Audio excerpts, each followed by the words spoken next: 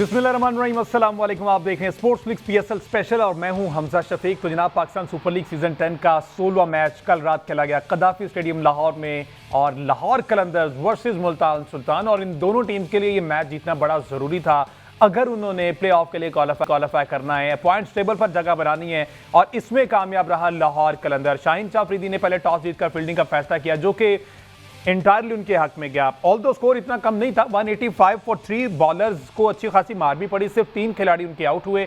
लेकिन on the other hand Lahore Qalandar के batter ने जिस तरह की बैटिंग की, डरल मिशेल को क्रेडिट जाता है, स्टार्ट अच्छा प्रोवाइड कर दिया गया फखर जमान की जानिब से। एक मरतबा फिर मोहम्मद नईम जो है वो नाकाम हो गए, और अब मोहम्मद नईम 5 मैचेस में सिर्फ और सिर्फ 42 रन बनाकर इस वक्त अगेन प्लेइंग 11 का हिस्सा हैं। इस सारी सूरत हाल पर हमने बात करनी है। एंड अगेन लाहौर कलंदर ने बहुत अच्छा क्राउड दिया है, क्योंकि लाहौर कलंदर का मैच था। आज लाहौर की सेकंड फेवरेट टीम जो है पेशावर ज़ल्मी, जिसमें बाबर आजम है, उनका मैच है पेशावर ज़ल्मी वर्सेस कोयटा ग्लेडिएटर। और ये भी बड़ा कांटे का मुकाबला है, क्योंकि अगर इन दोनों टीम्स को पॉइंट्स चाहिए, इन दोनों टीम को अगर प्ले ऑफ में क्वालिफाई करना है, टॉप 4 में रहना है, तो ये आज का मैच जीतना जरूरी है। ये पॉइंट टेबल भी आपके सामने चल रहा है। सारी सूरत में बात करते हैं फॉर्मर कैप्टन सलमान भट्ट साहब मकसद वीडियो मौजूद है, इसके साथ अहमद सईद में ज्वाइन किया। Welcome to both of you जी। सलमान भी टॉस जीता, बॉलिंग का फैसला किया, विकेट सब हैरान थे कि बहुत ज्यादा ग्रीन दिखाई दे रहा था। एक तो मैं इसकी वजह जानूंगा कि ग्रीन विकेट इस सीजन में किसके लिए हेल्पफुल रहती है, और लाहौर का यूजली क्या ऐसा रहता था। एंड अगेन 185 फॉर 3, मुल्तान ने एक अच्छा टारगेट सेट कर दिया, लेकिन ऑन द अदर हैंड उनके बॉलर जो है अब वो नहीं टिक पाए। देखिए हमजा, सबसे पहले तो मेरा ख्याल है कि क्यूरेटर जो है उसको शाबाश देनी चाहिए। अच्छा, देखिए जिस कदर गर्मी बढ़ गई है, जितनी ज्यादा गर्मी, और लाहौर में जितने बैक टू बैक मैच है, मेरा ख्याल है लाहौर में कोई 12-13 दिन में 10-11 मैचेस हैं। इतने मैच जब एक स्क्वायर के ऊपर होते हैं तो जाहिर है आप उसको रोजाना इतना पानी नहीं लगा सकते, क्योंकि अगले दिन भी आपने मैच कराना होता है उसके ऊपर। और साथ वाली पिचों पे भी ज्यादा नहीं लगा सकते, क्योंकि वहां पे फील्डर्स ने फील्डिंग करनी होती है। तो आपने उसको 10 दिन चलाना है लगातार इस गर्मी में, इस हीट में। अगर वो पिच पे घास नहीं छोड़ेगा, अगर वो थोड़ा बहुत उसको ग्रीन नहीं रखेगा, तो वो पिच को बाइंड करना बड़ा मुश्किल है, और उसकी जान बिल्कुल खत्म हो जाएगी। और पता चलता है कि 3-4 मैचों के बाद दुबई वाला हाल हो गया, बॉल जमींदोज होना शुरू हो गया, कोई स्पिन हो रहा है, कोई रुक रहा है, कोई फंस रहा है। अगर तो वो वाली क्रिकेट देखनी है जो स्लो एंड लो होती है, तो मेरा ख्याल है कि वो हमने बहुत देख ली दुबई में। उसको देख के ना मजा आता है, ना खेलने का, ना देखने का, ना क्राउड उसे पसंद करता है। तो यहाँ पर ग्रीन पिच जो इन्होंने रखा है, इसका तो एक वो एक होता है ना, वहम का कोई इलाज नहीं। बिल्कुल। उस पे बहुत लोग परेशान थे कि हाँ यार ये ग्रीन पिच बना दी, और ग्रीन पिच पे थोड़ी सी अच्छी बैटिंग किया है, एक टीम ने 185 किया, दूसरी ने आराम से चेस कर लिया एक ओवर पहले। और फास्ट बॉलर का गेंद भी जा रहा है, बिल्कुल बैट्समैन के शॉट भी लग रहे हैं, क्राउड में छक्के भी जा रहे हैं। और क्या चाहते हैं गेम से, और क्या चाहते हैं पिच से। और पहले तो अपने शॉट्स तो देखें, जो पहले 2 टीमें आउट हुई हैं जल्दी, उनकी आप शॉटें तो देखें। कल ये किया कि पहले 6 ओवर्स में बैटर्स थोड़ा सा कह लीजिए थोड़ा संभल के खेले हैं, थोड़ा सा उन्होंने वक्त लिया है, थोड़ा उन्होंने उतनी एक्स्ट्रावेगेंस नहीं दिखाई, आते साथ ही यलगार नहीं किया, और जो है उसके बाद हालात ठीक हो गए। जब सेट हुए तो फिर पिटाई हुई है उसी पिच के ऊपर। अच्छा सलमान भी, आपने कहा कि संभल कर खेले, थोड़ा वेट किया है, क्योंकि रिजवान पर अगेन बहुत बातें हो रही हैं। उन्होंने 48 गेंदों पर 76 रन बनाए, जो कि एक बुरी इनिंग नहीं है। उन्होंने पार्टनरशिप बिल्ड की है, उनको पता था कि ऊपर यासिर खान की विकेट गिर गई है, और उसके बाद 2 विकेट्स मजीद गिर गई जिस तरह से। लेकिन 76 रन की इनिंग्स खेली, इसके बावजूद तनकीद हो रही है, क्योंकि टीम हार गई इस वजह से, या इंडिविजुअल उनकी परफॉर्मेंस पर तनकीद बनती है? अच्छा, वैसे ना मैंने एक चीज नोटिस की है, इस चीज का भी अदाद-ओ-शुमार अहमद को कहना निकाले, क्योंकि ये निकाल लेगा। वो ये है कि जब भी किसी मैच का फैसला होता है, बात सिर्फ बैटिंग की हो रही है, बात सिर्फ हो रही है वो स्लो खेला, उसको तेज खेलना चाहिए था, हमारे रन कम थे। और भैया कितने रन चाहिए? फिर इस तरह तो अगर अदाद-ओ-शुमार ही देखने हैं कि जितने रन ज्यादा थे, तो फिर मैं कहता हूँ पिछले मैच में 142 बॉलरों ने रोका है, आपके बॉलर भी रोक लेते। क्यों हुआ? उसी तरह की पिच के ऊपर आपको क्यों 185 हुआ? फिर 185 चेस भी हो जाता है, ठीक है? तो ये बॉलिंग ये तो देखिए, जॉश लिटल को मुल्तान ने खिलाया है, और फिर वो क्या बॉलिंग करता है। यानी उसकी जो बॉलिंग है, वो तो जिधर मर्जी मारो पुराने बॉल पे। ना उसने यॉर्कर किया, ना उसकी स्पीड है, ना कोई change of the pace deceptive है। तो फिर ऐसी बॉलिंग होगी तो मार तो पड़ेगी, और जो रेगुलर बॉलर्स हैं उनको भी मार पड़ी है। वो लेंथ अपनी या पीछे करते हैं या बिल्कुल आगे करते हैं, ठीक है? अभी तक कह लीजिए कि जो इम्प्रेसिव बॉलिंग हमने फास्ट बॉलिंग में देखी है ना इस पीएसएल 10 के अंदर, उसमें हसन अली नजर आते हैं आपको, उसमें आपको अली रजा नजर आते हैं, उसमें आपको उबैद शाह नजर आते हैं, उसमें 2 यंगस्टर और एक वो प्लेयर जो 2-3 साल से सिर्फ डोमेस्टिक खेल रहा है, वो नजर आते हैं। जो रेगुलर हमारे इंटरनेशनल अपीयरेंस वाले स्टार्स हैं, जो इंटरनेशनल रिसेंटली जो यंगस्टर खेले हैं, उनकी तरफ से आपको क्या मिलता है, बहुत ज़्यादा वेरिएशन देखने को मिलती है। वो यॉर्कर भी मार रहे हैं, वो बाउंसर भी मार रहे हैं, वो लेंथ भी पीछे कर रहे हैं, वो स्लोअर वन्स भी कर रहे हैं और पिच को देखे बगैर कर रहे हैं। यानी पिच के ऊपर जो लेंथ, हर पिच की ना एक लेंथ होती है, जो एज़ अ बॉलर आपको जल्दी से भांप लेनी चाहिए कि जी इस लेंथ पे बॉलिंग करेंगे तो इस पिच पे बचत है, या इस बैट्समैन को यहाँ बॉलिंग करनी है, यहाँ नहीं करनी। हमारे प्लेयर्स में गेम अवेयरनेस का फुकदान नज़र आता है। जबकि यहाँ इसी पिच के ऊपर पहले 2 मैचेस में इसी तरह की कंडीशंस के अंदर आप देखिए कि रन्स नहीं हो रहे थे क्योंकि बैटर्स बहुत खुला खेलने जा रहे हैं। जैसे ही वो थोड़ा संभल के खेले हैं, पाकिस्तान के इंटरनेशनल बॉलर्स खेल रहे थे ना जी, शाहीन हो गए, हारिस हो गए, तो 185 हुआ है ना। यस, और दूसरी तरफ हालांकि लाहौर कलंदर के पास भी 5वां बॉलर नहीं था, वो डेरिल मिचेल से बॉलिंग करवा रहे थे वो। हाँ जी, डेरिल मिचेल की 120 की स्पीड है, इस पे तो मोटरवे पे भी चलान नहीं होता इस पेस के ऊपर। तो इसके ऊपर तो कह लीजिए कि इन कंडीशंस में जहां मर्जी आप इसको हिटे मार सकते हैं।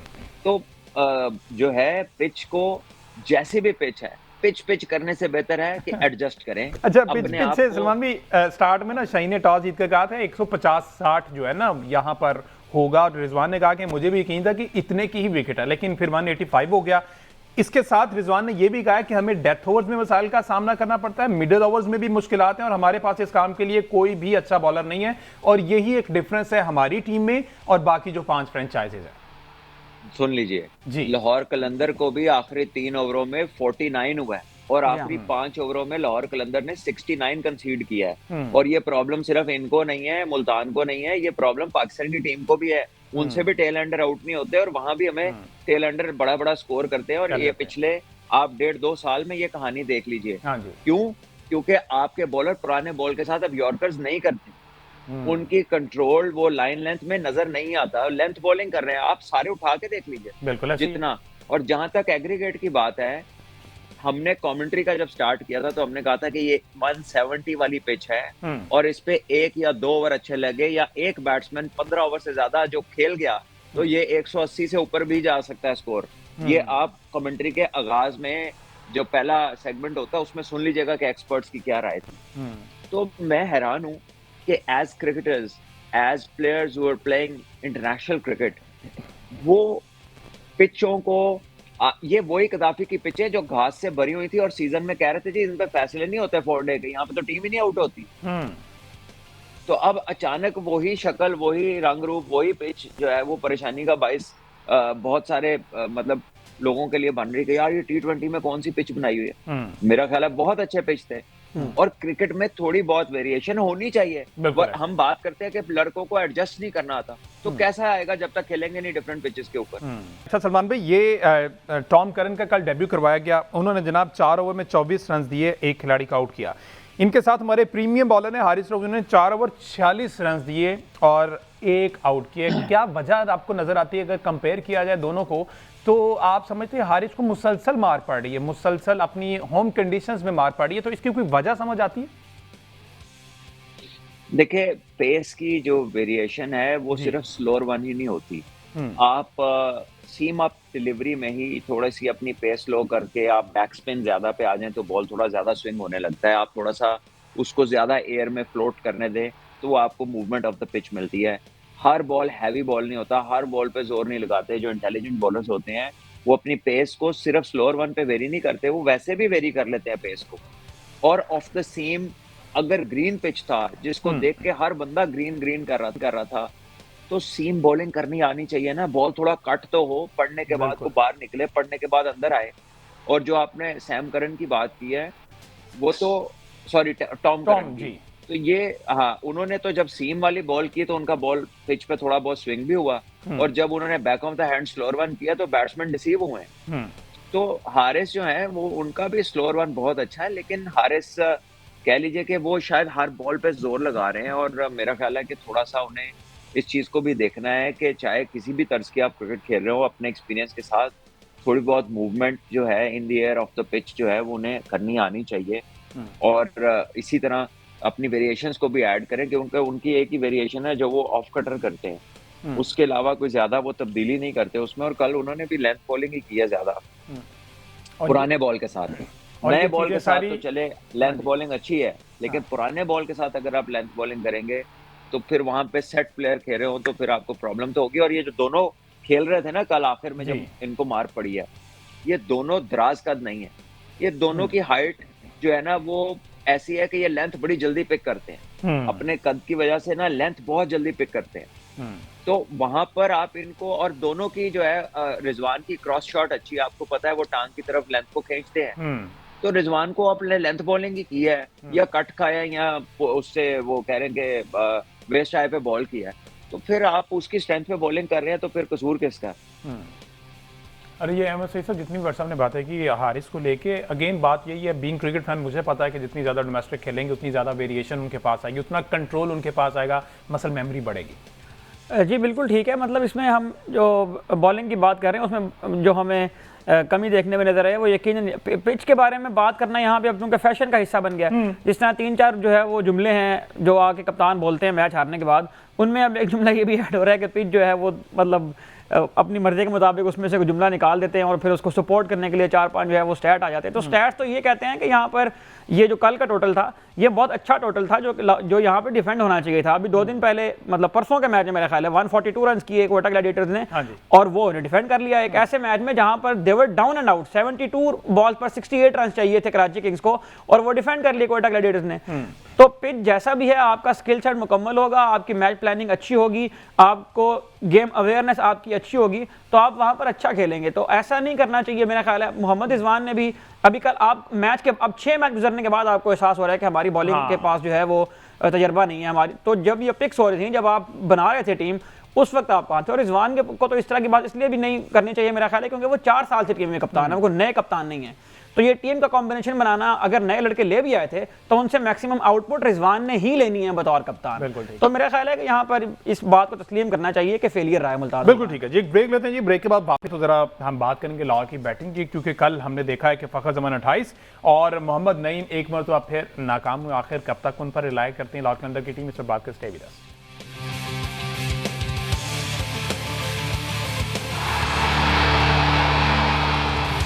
वेलकम बैक की बात हो रही पाकिस्तान सुपर लीग सीजन 10 की, जिसमें लाहौर कलंदर वर्सेस मुल्तान सुल्तान, और मुल्तान के पास तकरीबन ये आखिरी चांस था। अगर वैसे देखा जाए 6 मैचेस खेल चुके हैं इस वक्त, और जिसमें से 5 आ रहे हैं, एक मैच जीतकर 2 पॉइंट्स के साथ जो मुल्तान की टीम है वो इस वक्त टेबल पर सबसे एंड पर। अगर ये टेबल की बात कर ली जाए तो टॉप पर इस्लामाबाद यूनाइटेड 5 मैचेस खेले, 5 जीते हैं, और नेट रन रेट उनका 2.3 है, और पॉइंट्स उनके 10 हैं।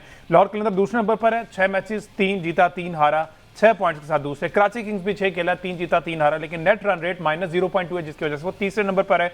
पेशावर ज़ल्म जिनका आज मैच है, वो 5 मैचेस खेले, 2 जीते, 3 मैचेस हारे हैं, और वो 4 पॉइंट्स के साथ इस वक्त चौथे नंबर पर है। कोयटा 4 खेला है, 2 जीता है, 2 हारा है, इनके चांसेस भी ब्राइट है। तो आज का जो ये मुकाबला है ये डिसाइड करेगा कि चौथी प्लेस पर कौन, या तो पेशावर सस्टेन कर जाएगा चौथी प्लेस पे ही, मे बी ऊपर भी चला जाएगा। अगर अच्छे मार्जिन से जीत गया तो ऊपर भी जा सकता है, लेकिन कोयटा के लिए मैच जीतना जरूरी है। अगर कोयटा यहां से ये मैच हारता है तो कोयटा को फिर आगे आने वाले 5 मैचेस में खासी मेहनत करनी पड़ेगी। और कोयटा ने जिस तरह का लास्ट मैच खेला है, लगता है कि अब उनको भी अपना प्लेइंग 11 समझ आ गई कि हमने किस तरह से, और साउथ को कप्तानी का पता चल गया किस तरह से कप्तानी करनी है। बहरहाल लाहौर कलंदर ने 100 मैचेस कंप्लीट कर लिए अपने इस PSL में ओवरऑल। अगर 10 साल देखा जाए, सही साहब ऐसे क्या रिकॉर्ड्स हैं इन 100 मैचेस में, अगर सरसरी साहब बता दें तो?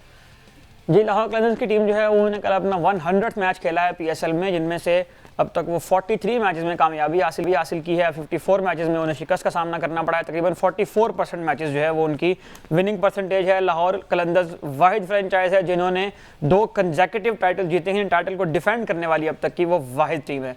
तो लाहौर कलंदर्स के यहाँ रिकॉर्ड का तस्करा करने के साथ साथ जिस बात का हम अक्सर तस्करा करते रहते हैं, लाहौर की सबसे खास बात यह है कि लाहौर जो है एक तो पूरा साल वो एक्टिविटीज़ करता है, जिसकी वजह से उनके फैंस इंगेज रहते हैं उनके साथ, और लाहौर के मैचेस देखने के लिए जो फैंस स्टेडियम में आते हैं, मेरा ख्याल है कि लाहौर को इस बात पर भी दाद देनी चाहिए कि पहले 5-6 सीजन में मुसलसल शिकस्तों और मुसलसल हार के बावजूद भी उनकी फ्रेंचाइज ने हौसला नहीं हारा और उन्होंने अपने फैंस को जो है वो इंगेज रखा। उसके बाद रिजल्ट्स भी आना शुरू हुए, और साथ ही साथ जो है वो जब यूं ही PSL लाहौर आती है तो आप देखते हैं कि एक माहौल बन जाता है यहाँ। बिल्कुल इस तरह। अच्छा सलमान, भी बैटिंग की बात कर लीजिए। फखर जमान ने 28 रन की इनिंग्स खेली, 22 गेंदों पर 3 चौके हैं, 2 छक्के शामिल हैं, लेकिन उनके जो पार्टनर हैं वो उनका साथ देने को तैयार नहीं। मोहम्मद नईम जो है कल फिर 6 रन पर आउट हो गए, और अगर 5 मैचेस इनके खेले जाएं तो पहले में सबसे पहले 6 है, नहीं सबसे पहले 8 है, फिर 10 है, फिर 7 है, फिर 11 है, और कल रात 6 रन है। तो इस पर डेफिनेटली कॉमबॉक्स में भी बात हो रही होगी, इसकी टेक्निक पे बात हो रही होगी, और फर्दर भी उन तक भी ये बातें पहुंची होगी। तो आपके नज़दीक क्या, कहां पर लैग कर रहे हैं नईम, जो आपको समझ आया बीइंग ओपनिंग बैटर? देखिए, नईम अभी रिलेटिवली यंग है। नईम का डोमेस्टिक क्रिकेट का कोई तजुर्बा नहीं है, किसी किस्म की कोई लंबी क्रिकेट वो खेला नहीं है। सो ये जो बैटिंग सेंस डेवलप होती है ना, कि शॉट सिलेक्शन आपको पता चलती, किस बॉल को कहाँ खेलना है, प्री प्लान नहीं करना, प्री मेडिटेट नहीं करना, बॉल को रिस्पॉन्ड करना है, रिएक्ट करना है। ठीक है, एक बैटर जो होता है ना, वो बॉलर के एक्शन पे अपना रिएक्शन देता है। जो बैटिंग है ना, it is basically reaction, it's a response to the delivery, to pick the length. जब मैं नईम को देखता हूं तो ऐसा लगता है कि जैसे ना पहले से जहन बना हुआ, हिट मारनी है, वो मार देनी है, नहीं सोचना कि उधर फील्डर है नहीं है, ये बॉल वो है नहीं है, जो मैं करने जा रहा हूँ ये इस पे बनता है या इस पे इससे बेहतर शॉट खेला जा सकता है। तो ये वाली जो बेसिक बैटिंग की सेंस है वो डेवलप नहीं हुई। वो एक चीज डेवलप है कि बस बचे जा और जाके मार दे। तो ये चीज नजर आती है। और अगर लेट से अगर उनका किसी कोच ने या किसी सीनियर ने या उनके किसी टीममेट ने कहा कि भाई जाओ अपना तुम जाके खुला खेलो, even then you have to pick and choose. ये ना पाकिस्तान में बैटिंग की जो कमर थोड़ी है ना, ये ये जो कह ले कि ये जो स्कूल ऑफ थॉट अंदर आया ना कि बस जाओ और मारना शुरू कर दो और अग्रेसिव खेलो और फियरलेस खेलो, ये बातें जो है ना, ये बड़े कैची वर्ड्स हैं, बज वर्ड्स कहा जाता है इन्हें। लेकिन इसको there is a method to madness. इन चीजों का प्रोसेस है। जब किसी टॉप नॉच प्लेयर को आप जाके कहते हैं ना कि जाके इस तरह करो, तो उसकी वैल्यूएशन और शॉट सिलेक्शन जो है वो बड़ी रिफाइंड होती है। He can work out a way, ठीक है। लेकिन जब आप एक यंगस्टर को इस तरह करते हैं ना, तो आप तो उसको एक कह ले कुएं में धकेल देते हैं। ये मैं खाली नईम की बात नहीं कर रहा, बिल्कुल पाकिस्तान के बहुत सारे यंगस्टर्स आपको ऐसे नजर आएंगे, इवन इन नेशनल टीम, कि आप उसे पूछेंगे पुत्र बॉल देखे अभी सी की खेड़े हैं, ये तूने किया है, ये क्यों किया है? तो लेकिन मसला ये है कि उनसे जो बातचीत करने वाले लोग हैं, जो उनको समझाने वाले लोग हैं, या जो उनको सिखाने वाले लोग हैं, मतलब बाय एंड लार्ज वो लोग हैं जो चाह रहे हैं उनसे कि ये अंदर जाएं और बस हशर नशर कर दें, बॉल के 4 टुकड़े कर दें। पहले अपना तो बताएं ये उन्हें बताने वाले लोग कि उन्होंने कितने गेंदों के 4 टुकड़े किए, वो कौन सी क्रिकेट से खेल के वो बड़े हुए, क्या उनका प्रोसेस था, किस तरह वो वहां तक पहुंचे, कौन सी क्रिकेट उन्होंने इब्तदाई दौर में खेली, और जब वो अपनी फाउंडेशन को सेट कर रहे थे, जब अपनी बेस बना रहे थे, अपनी बुनियादें बना रहे थे, तो तब उनकी बेसिक टीचिंग क्या थी और वो कैसे पहुंचे वहां तक। वो अपना रास्ता तो उन्हें बता ही नहीं रहे हैं। और मॉडर्न क्रिकेट में जो सबसे बड़ा एलिमेंट ऐड हुआ है, एथलेटिसिज्म ऐड हुआ है, उसके अंदर फिटनेस ऐड हुई है। फिटनेस की तरफ वो वाला रुझान ही नहीं है। फिटनेस की वो वाली कह ले के वो मंतकों तक पहुंचे ही नहीं है, क्योंकि वो बताने वालों ने ये काम खुद नहीं किया था, इस बारे में वो बात नहीं करते। और जो काम उन्होंने आखिर में किया था, वो काम वो पहला चाह रहे हैं इन बच्चों से। लेकिन वो जो बिल्डिंग के टॉप पे बच्चा देखना चाह रहे हैं, उसकी बुनियाद ही नहीं रख रहे। अब बुनियाद के बगैर तो बिल्डिंग खड़ी नहीं हो सकती। तो ये सोचने की चीज है। और हमारे यहाँ जो है, बच्चों को जब तक हम लंबे तर्ज की क्रिकेट नहीं खिलाएंगे, जो डिमांडें हम बच्चों से कर रहे हैं ना, वो इन यंगस्टर्स के साथ ज्यादती है। जी अहमद भाट साहब, जरा इस पर भी प्लीज कमेंट कर दीजिएगा। डेरिल मिचेल की अगर हम इनिंग देखें कल, तो उन्होंने 4 चौके 4 छक्के 8 बाउंड्रियां उन्होंने लगाई हैं, और 8 में से 7 दफा ऐसा हुआ है कि उन्हें बाउंड्री लगाने के बाद फौरन सिंगल ली है। तो यहां पर ये होता है कि एक छक्का मार लिया तो फिर हम अक्सर देखते हैं कि दूसरा छक्का मारने की कोशिश में भी बैट्समैन जो है वो आउट होता है। मोहम्मद हारिस के बारे में अक्सर हम ये बात करते हैं। तो ये कितना इंपॉर्टेंट होता है कि छक्का मारने के बाद जो अपने एंड चेंज करना है। और इवेंचुअली डेल मिचेल का स्ट्राइक रेट भी जो है वो 168 पे आके फिनिश हुआ है। 38 गेंदों में 64 रन उन्होंने खेले हैं। तो ये जो इनिंग्स उन्होंने कंस्ट्रक्ट की है डेल मिचेल ने, इस पर भी प्लीज थोड़ा कमेंट कर दें। 100 फर्स्ट क्लास का मैच था जब मेरे हल वो आए हैं, 100 के करीब उनका मैच था, ठीक है। और फर्स्ट क्लास क्रिकेट के अंदर उनके 6,500 रन है, तकरीबन 40 की एवरेज है, ठीक है, और 15 सेंचुरी है। अब मुझे बताएं कि ये बंदा तीनों फॉर्मेट न्यूजीलैंड के लिए खेल रहा है, लगातार खेल रहा है, इंटरनेशनल 31 टेस्ट मैच खेल चुका है, 52 ओडीआई खेल चुका है, T20 लीगें खेल रहा है। ये सारे फॉर्मेट्स का प्लेयर है, क्योंकि उसको बॉल रोकने वाला, मारने वाला, सिंगल लेने वाला, उसको इन बॉलों में फर्क पता है। उसकी शॉट सिलेक्शन उसको पता है। हमारे लड़के आप देखें, यंगस्टर 2 बाउंड्री मारते हैं, तीसरे बॉल पे आउट हो जाते हैं, तीसरी मारने जाते हैं। बिल्कुल ऐसे ही। वो जब बाउंड्री मारता है वो अगले बॉल पे सिंगल करता है। तो ये मैच्योरिटी है ना, ये अंडरस्टैंडिंग है। और ये वाली अंडरस्टैंडिंग मैं आपको क्या बताऊं, ये बात फिर कभी करेंगे, अभी तो पीएसएल चल रही है। अंडरस्टैंडिंग हमारी डिफरेंट है, और गुमराह कर दिया बच्चों को, बिल्कुल धकेल दिया उन्हें अंधेरे में, इस तरह की बातें उनसे की हैं। और ये कोई अभी ऐसा नहीं है कि रुक गई हैं ये बातें, ये अभी शायद थोड़ी सी स्लो स्पीड पे शायद थोड़ा सा झटका फील हुआ है कि यार है क्यों हो रहा है, तो शायद कुछ लोगों ने और सोचना शुरू किया। लेकिन ये हमें अपनी क्रिकेट का बुनियादी फर्क जो है ना वो दूर करने के लिए हमने क्रिकेट की जो पाथवेज है ना उसमें हमें लंबी क्रिकेट करानी पड़ेगी, उसके बगैर ये मसला हल नहीं होना। ठीक है। और ये जो फसली बटेरे जिनको हमने कोच कहना शुरू कर दिया है ना, ये कोच नहीं है। कोच इज नॉट अबाउट के जी सिर्फ बैट पकड़ना सिखा दिया और थोड़ी सी गेंदे फेंक के मरवा दिया, ये खाली कोचिंग नहीं है। वो भैया बच्चे का माइंडसेट बनाना है, उसकी अंडरस्टैंडिंग डेवलप करनी है, and that can not be done without effective communication coming from a person जिसने वो काम किया हुआ है। उसी बंदे का किसी जंगी पायलट को कोई ऐसा पायलट पढ़ाता है जो पीआईए उड़ाता रहा हो? मुझे ये बता दें। बिल्कुल नहीं। कोई दिल का ऑपरेशन आप गुर्दे वाले से कराते हैं या डेंटिस्ट को कहते हैं यार मेरा जरा ब्रेन का मसला है तो इसको हल कर दो, हर चीज स्पेशलिस्ट से की जाती है। लेकिन जब बात क्रिकेट की आती है तो नोखी मंतकें मिलती हैं। बॉलर बैटिंग का कोच बना हुआ है, जिनने जिंदगी च कुछ नहीं किया, वो आके दस रहा की करना है।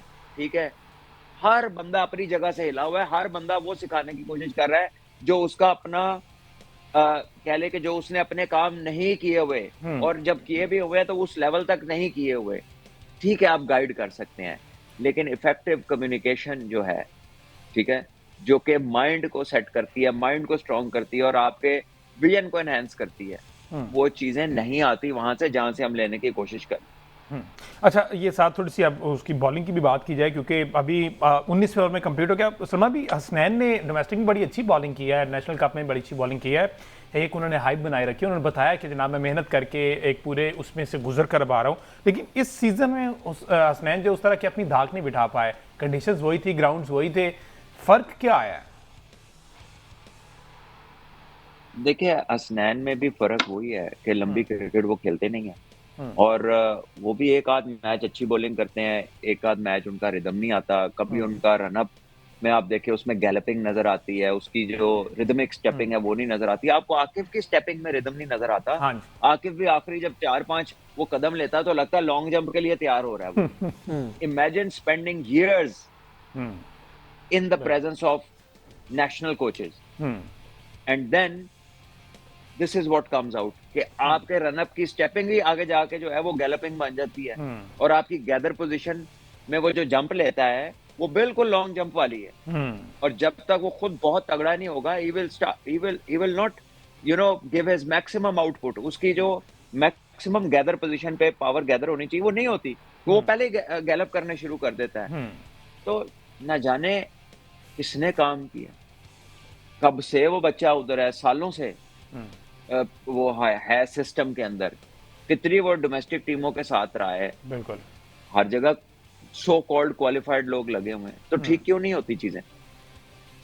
ठीक करना नहीं चाहते। बहरहाल जी, डिस्कशन हमारी जारी है। मुझे यहाँ पर करना चाहिए या करना नहीं आती है तो अल्लाह ही जानता है। ठीक है, फर्दर इस पर बात करते हैं जी एक ब्रेक के बाद। स्टे विद अस।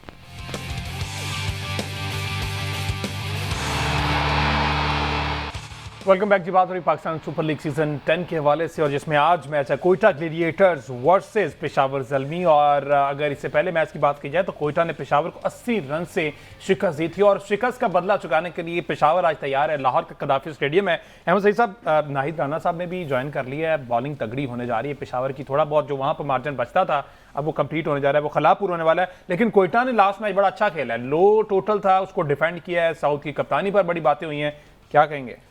देखें, इसमें यकीनन पेशावर ज़ल्मी के लिए ये बात लगातार मुस्तकिल की जा रही थी कि उनके पास जो है वो 5 रेगुलर बॉलर जो है वो नहीं खेल रहे हैं पीएसएल में अब तक के जितने मैचेस हुए हैं। तो नाहिद राना के आने से यकीनन ये फ़ायदा उन्हें हासिल होगा कि अगर वो अपना कॉम्बिनेशन उस तरह से बनाते हैं और बैटिंग को बहुत ज़्यादा डीप नहीं लेकर जाते, और लाहौर की पिच के ऊपर जिस तरह से लाहौर की पिच खेल रही है, यहाँ पर यकीनन एक सीमर को ही ऐड करना चाहिए। नाहिद राना एक अच्छी एडिशन हो सकते हैं।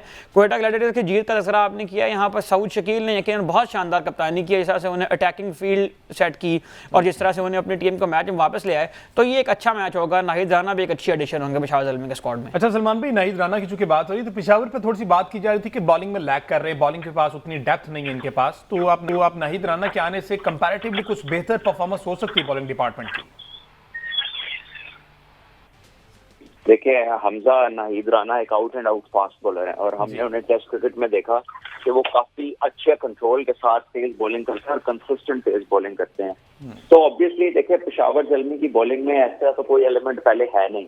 अली रजा है जो बहुत यंग है और तेज बॉलिंग कर रहे हैं, तो अच्छा है उनके साथ एक सीनियर पार्टनर आ जाएगा, वो अपना एक्सपीरियंस भी शेयर करेगा। और हमने देखा है कि यहाँ पर पिचेज जो है उस पर गेंद अच्छा पेस एंड बाउंस के साथ जा रहा है, ट्रैवल कर रहा है। बैटर्स को जब तगड़ा बॉलर जो है वो अच्छी लाइन पे बॉलिंग करता तो इतनी आसानी नहीं होती, तो शायद ये अच्छी एडिशन है उनके लिए।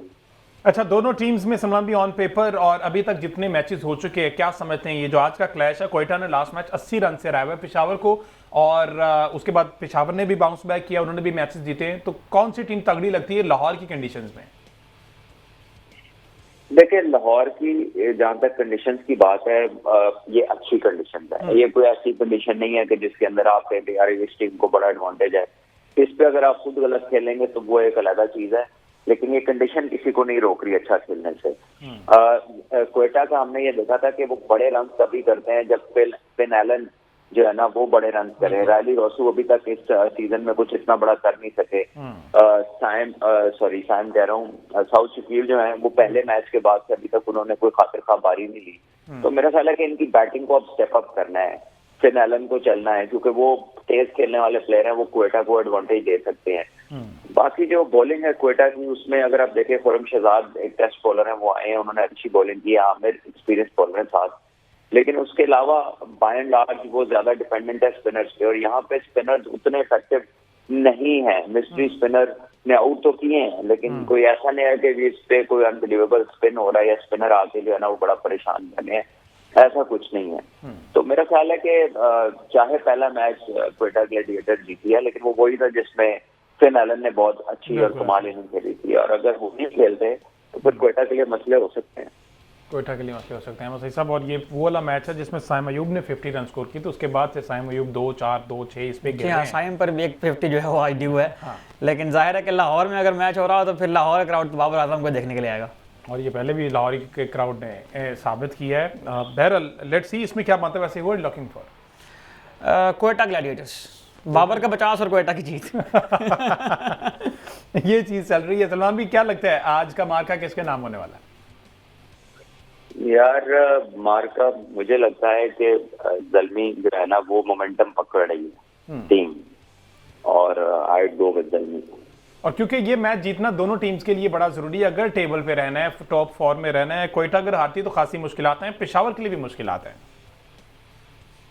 जी हाँ, दोनों के लिए बड़ा ही जरूरी गेम है, और आपने देखा कल मुल्तान और लाहौर के लिए भी बड़ा जरूरी था। मुल्तान को जीत चाहिए थी, लाहौर अगर हारता तो वो एक स्ट्रीक बननी शुरू हो जानी थी, फिर लाहौर को कितने भी फिर मुश्किल में चले जाना था। तो अब जितने भी मैचेस हैं वो ज्यादातर ऐसे ही हैं। इस्लामाबाद यूनाइटेड की कोई टीम है शायद जो जरा इजी बैठी है, उसके अलावा तो सभी टीमों को जो है ना अब उनके लिए जीतना जरूरी है। ठीक है जी, लेट्स सी रात 8 बजे कदाफी स्टेडियम लाहौर इंपॉर्टेंट मैच है पेशावर ज़ल्मी वर्सेस क्वेटा, जो कि पहले भी बात की कि दोनों के लिए जितना बड़ा जरूरी है। तो अहमद सईद की जो ख्वाहिश थी कि टेबल में एंड तक पता ना चले कौन इन कौन आउट है, इस तरह का क्लोज मार्जिन टेबल चल रहा हो, तो वो चल रहा है। पता चल रहा है कि एक वो हारती है वो भी बाहर हो रही है, वो हारती वो भी, तो बड़े क्लोज मार्जिन से चल रहा है। लेट्स सी इस मैच पर क्या बनता है रात 8 बजे। उसके बाद कल के शो में इस पर फर्दर डिटेल्स में गुफ्तगू करेंगे। मुझे दीजिए इजाजत, अल्लाह हाफिज़।